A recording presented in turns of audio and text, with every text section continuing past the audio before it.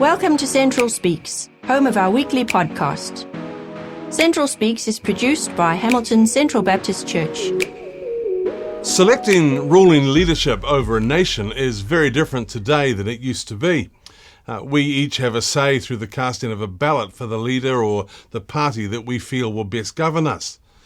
Generally, the pool we get to choose from have been through exhaustive processes of pre-selection and vetting and background checking before we get the opportunity to cast our vote. But in the history of our world, our democratic processes of selecting leaders, well, it's actually relatively new. In ancient cultures, selection of leadership was actually more determined by the family that you were privileged to be born into or by bloody conquest. Authoritarian rule passed on down the family line, and new kings or rulers were not so much selected because of their ability or their character as much as because, well, they were the son or daughter of the previous ruler. Critiquing performance of a king was not the prerogative of the people they ruled. They either ruled well or they ruled badly, and the only effective way of removing a badly performing leader, well, that was quite messy. Well, for the people of God in the Old Testament, it was never actually supposed to be like this. A selection of leadership was supposed to be via a process of discernment and seeking God's advice or direction.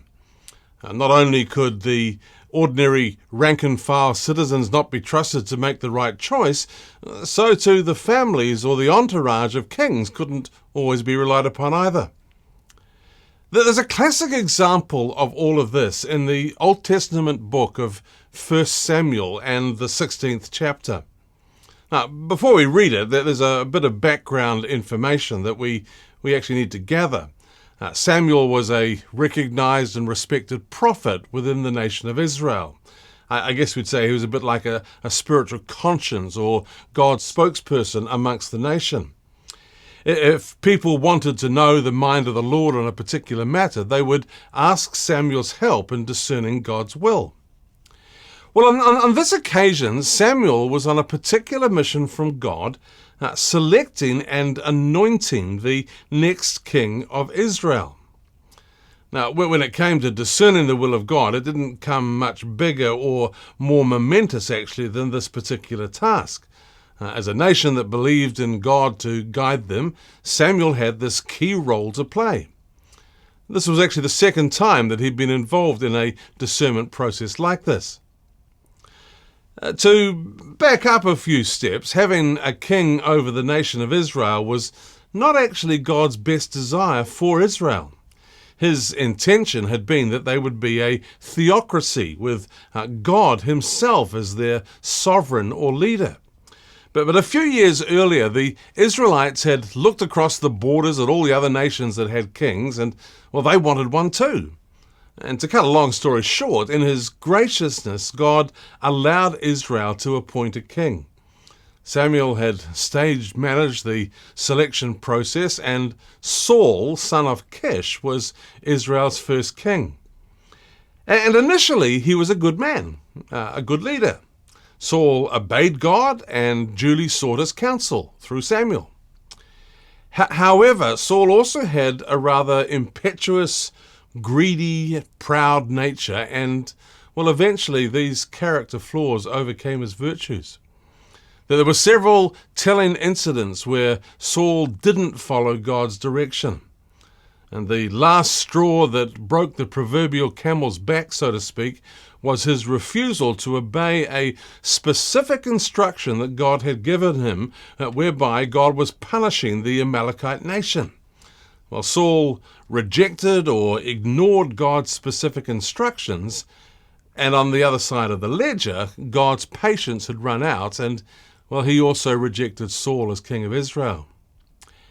So when we get to 1 Samuel 16, Samuel was on this clandestine mission to to choose the next king of Israel.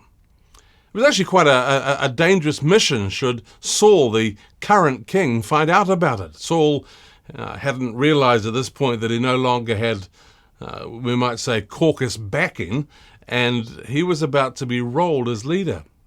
We pick up the story in verse 1 of 1 Samuel 16. That the Lord said to Samuel, "How long will you mourn for Saul, since I have rejected him as king over Israel? Fill your horn with oil and be on your way. I'm sending you to Jesse of Bethlehem. I've chosen one of his sons to be king." But Samuel said, "Well, how can I go? If Saul hears about it, he will kill me." And the Lord said, "Well, take a heifer with you and say, 'I've come to sacrifice to the Lord.' Invite Jesse to the sacrifice, and, well, I'll show you what to do. You are to anoint for me the one that I indicate." Well, when Samuel arrived in Bethlehem, the townspeople and the household of Jesse were all invited to a special celebration. Jesse had 8 sons, but only 7 of them were invited to the party. And when the oldest of the 7 sons entered the room, Samuel, who was no doubt thinking about what a future king might look like, almost made a cataclysmic error in judgment. He almost anointed the wrong one. Verse 6 says, "When they arrived, Samuel saw Eliab and thought, 'Surely the Lord's anointed stands here before the Lord.'" Now, we're not told specifically, but I get the impression that Samuel might have thought this discernment process was quite quick and simple. Job done. Here's the most obvious guy for the role. But then Samuel heard further from the Lord. Verse 7, "But the Lord said to Samuel, 'Do not consider his appearance or his height, for I have rejected him.'" That the Lord does not look at the things people look at. People look at the outward appearance, but the Lord looks at the heart. Now, we're going to come back to this verse we've just read in a moment, but to fill out the rest of the story, Samuel then turned his attention on the next eldest, and then the one after that, verse 8. "Then Jesse called Abinadab and had him pass in front of Samuel, but Samuel said, 'The Lord has not chosen this one either.' Jesse then had Shammah pass by, but Samuel said, 'Nor has the Lord chosen this one.' Jesse had 7 of his sons pass by before Samuel, but Samuel said to him, 'The Lord has not chosen these.'" So having exhausted all of Jesse's sons that were present, Samuel asked Jesse if he had any others. To which Jesse said in verse 11, "There's still the youngest," Jesse answered. "He's tending the sheep." Well, Samuel said, "Send for him. We will not sit down until he arrives." And so he sent for him and had him brought in. He was glowing with health and had a fine appearance and handsome features. Now, again, we're not told so explicitly, but you do get the impression that Jesse couldn't possibly imagine why the famous prophet Samuel would want to meet with his youngest son, David. I mean, compared to his older brothers, David clearly wasn't regarded as leadership material or someone that the Lord could really use. Well, when David entered the room, this is what happened. Verse 12. "Then the Lord said, 'Rise and anoint him. This is the one.' And so Samuel took the horn of oil and anointed him in the presence of his brothers. And from that day on, the Spirit of the Lord came powerfully upon David." There's a lot more to the story of David and his journey to the throne, and it would actually be many years after this event before he was actually crowned, and then he would rule and lead in such a way that we know was truly amazing. But on the day that Samuel visited the household of Jesse, young David was not exactly recognized as an aspiring young leader. His name wasn't on a list of likely future people of prominence, and Samuel, an experienced and highly respected man of God, as I say, almost made this colossal blunder in wanting to anoint the wrong son of Jesse. Now, there are lessons that we can learn from this, and especially, I think, God's rebuke to Samuel for when it comes to recognizing the kind of people that God can use for his glory and purpose. Like, firstly, God is not shallow in assessing potential. Samuel's first impression about the kind of person God would anoint or choose was, you'd have to say, based on shallow external appearances. Eliab, the oldest of the brothers, was the obvious choice for king because, well, he was big and strong. Verse 3 says, "Surely the Lord's anointed stands here before the Lord." Maybe there's a trap there that we can fall into as well for when it comes to seeing potential in others. It's probably true of every age in history, but we certainly live in a culture that's morbidly obsessed with external appearances. Our television and movie model human beings they're always gorgeous beauties or muscly hunks. I mean, have you ever seen someone overweight or a wrinkly old person, for instance, advertising soap or shampoo? Now, the models that we see in the media are they're shapely and beautiful. I remember years ago, James Dobson suggested that we look at some of the earliest storybooks that many of us had read to us as children and how they may have shaped our thinking, reinforcing the idea that external beauty is best and ugliness, well, that's just horrible. He says, take, for example, stories like The Ugly Duckling, that story of the unhappy little bird rejected by better-looking ducks. As the story goes on, ostracized by her peers, basically because she looked different. Now, to be sure, as the story unfolds, that ugly duckling actually grew into a most beautiful swan. But what about the damage done to self-esteem because she looked different as a young chick? Or take Rudolph the Red-Nosed Reindeer. Do you know the story? That poor fellow with a weird nose, rejected by all the other reindeer, laughed at, called names, not allowed to play the games the other reindeer played. Why? Well, because he had a physical distinguishing shape. Or then there's Dumbo the elephant, ridiculed for having big floppy ears. I can certainly identify with that as a child because, well, before the advent of the music band The Beatles, who actually introduced a longer hairstyle, I felt hugely self-conscious with ears that kind of stood out disproportionately on the side of my head. Cinderella. Her two older sisters were mean and horrible and nasty. They're caricatured and the story is ugly. Be cautious of non-beautiful people is the subtle message. Or a story like Sleeping Beauty. Ever wondered why it wasn't called Sleeping Ugly? Well, no one ever said it outright, but the subtext of the story kind of suggests a handsome Prince Charming might have left a homely girl rest in peace rather than kiss her. Now, here's the point. God doesn't judge or assess or measure our worth by what we appear to be on the outside. God is not shallow like that. And well, if we're trying to think and behave like God in our world, maybe we need to do the same. Every single person, irrespective of their size, their shape, their physical or mental capacity, the colour of their skin, their family background, is created after the image of God and therefore worthy of dignity and our respect. Maybe a second lesson is that God measures character. Verse 7, the Lord does not look at the things people look at. People look at the outward appearance, but the Lord looks at the heart. When the term heart is used in the Bible, it's normally referring to our innermost being, the real person that we are in terms of character and potential.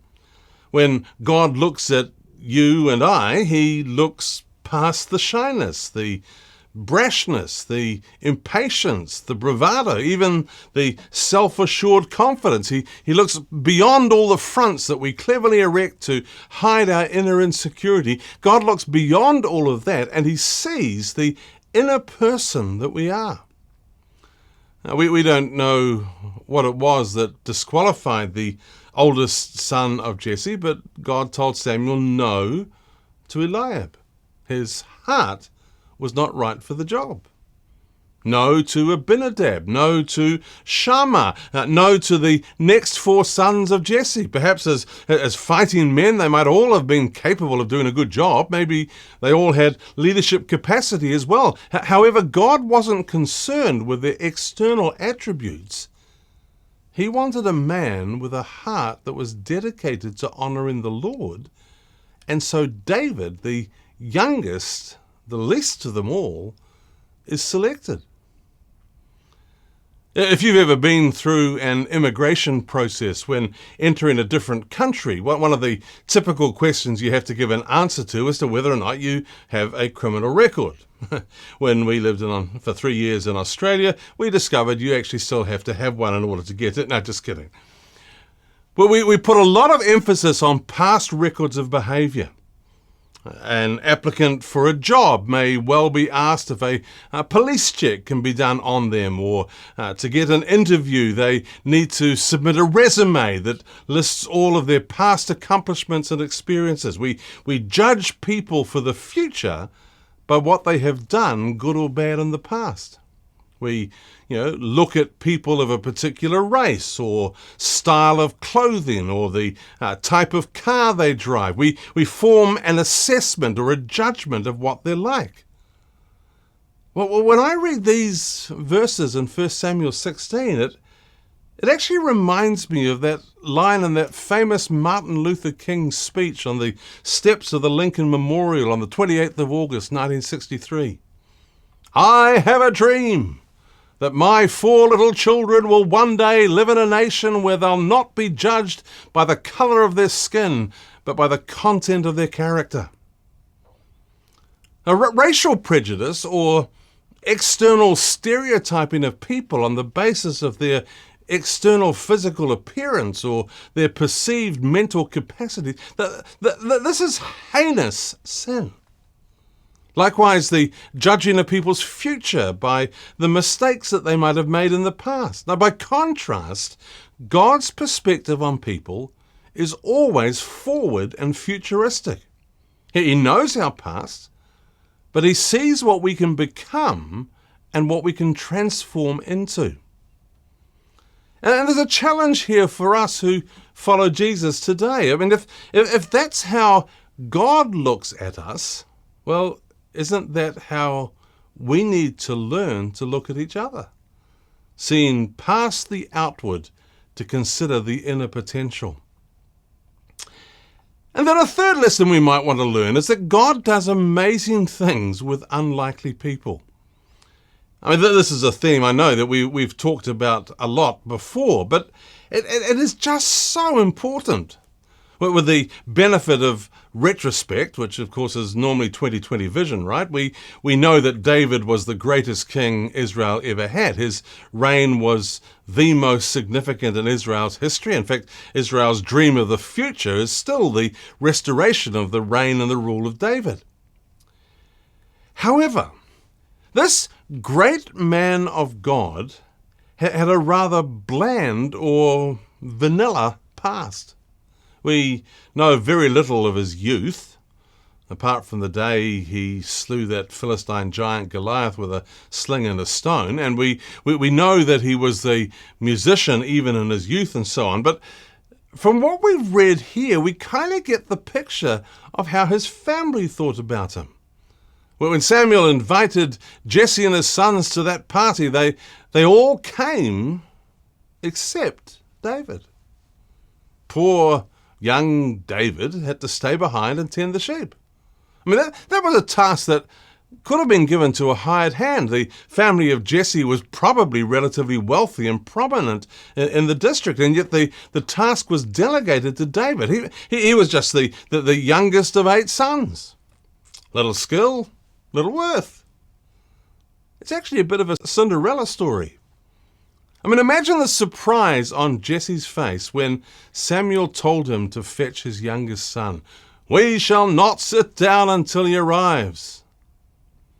And the impression that you get is that David was a nobody, least of all perceived leadership potential. I mean, why on earth would the famous prophet Samuel ever want to meet him? Imagine how David might have felt being left behind while his brothers all went off to a feast. And yet, although the family of Jesse seemingly forgot about David, God didn't. God knew his heart, and he had David anointed as the next king of Israel. I have no idea how all this works, but through the history of God's people, the same thing has happened time and time again. God does great things through ordinary and, well, least predictable to succeed types of people. There is not a predictable or a characteristic quality or a predilection for the kinds of people God uses for his purpose and glory. God does amazing things with those whom others think are unlikely to succeed. God does amazing things with people who think of themselves as least likely to exceed. You see, when God does amazing things with and through people, he doesn't select them on the basis of past record or prior achievements. He chooses people on the basis of what they can do and be in the future. And that, my friends, well, that might just be you and me. How did the Apostle Paul put it in 1 Corinthians chapter 12, verse 7? To each one the manifestation of the Holy Spirit is given. Not just to some, but to all. In other words, every follower of Jesus, without exception, without exclusion, or caveat, or condition, or track record, every single one of us is accredited, gifted, called, and employed in God's service. Well, one man, one woman with a heart that is right with God, plus the Holy Spirit, that's a majority. Now, the Lord does not look at the things people look at. People look at the outward appearance, but the Lord looks at the heart. And to put all of this another way, watch this space, because I wonder what God has in store for you and me if we give him a chance to shape us and to use us.